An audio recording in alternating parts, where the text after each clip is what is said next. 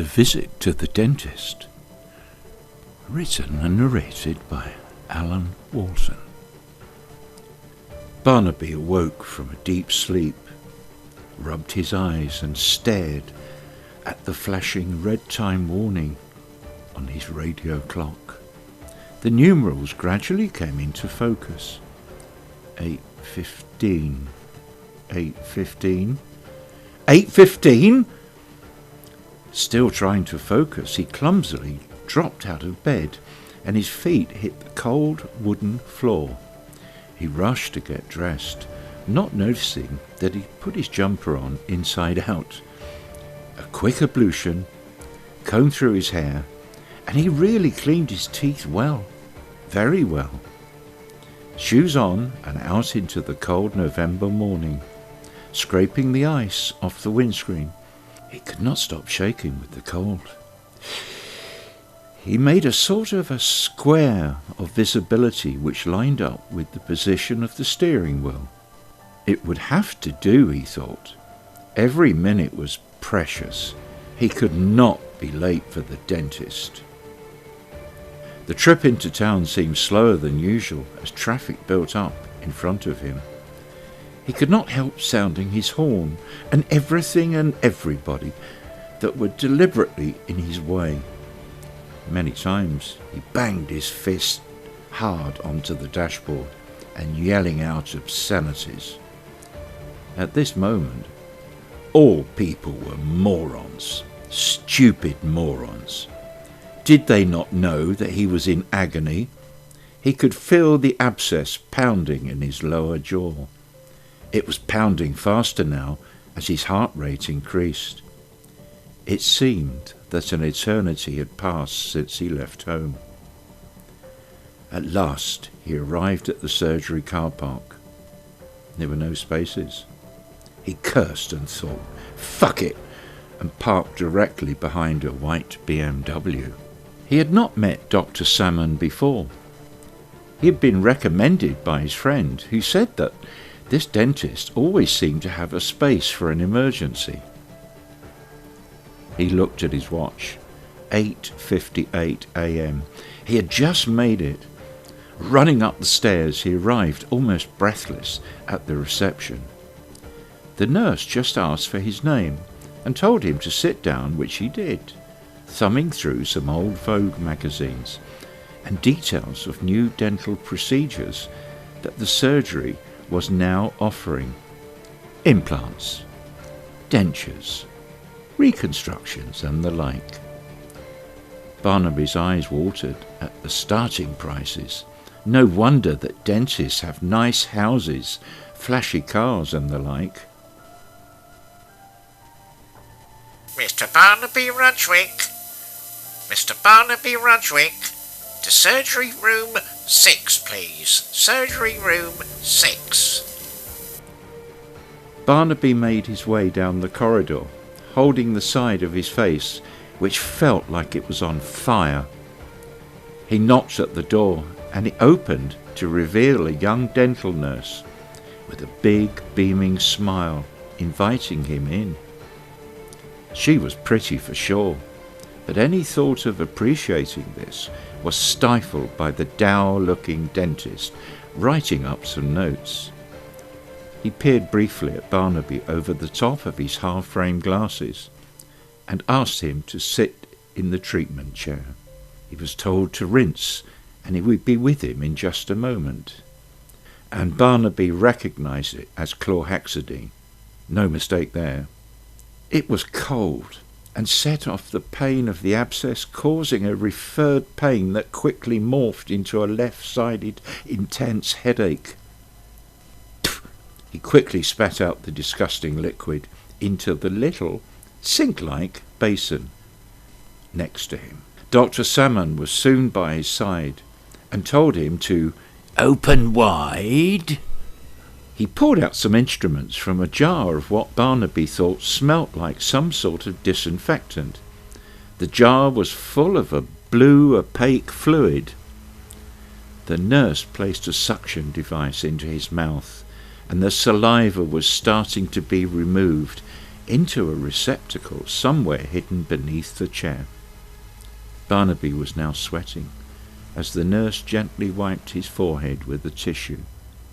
She smiled down at him, those beautiful blue eyes that conveyed so much kindness. The dentist sort of pushed her aside as he swung the magnifier around to get a very close look. He produced a small blunt instrument from the tray and started to tap the teeth one by one. So far so good, until he hit the one directly over where the abscess lay.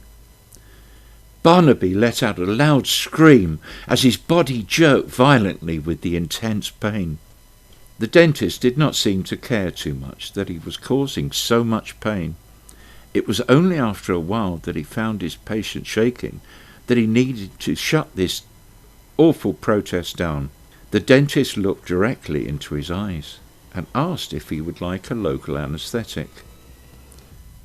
Barnaby sort of nodded and grunted, the suction device working overtime as it gathered up the spewing saliva.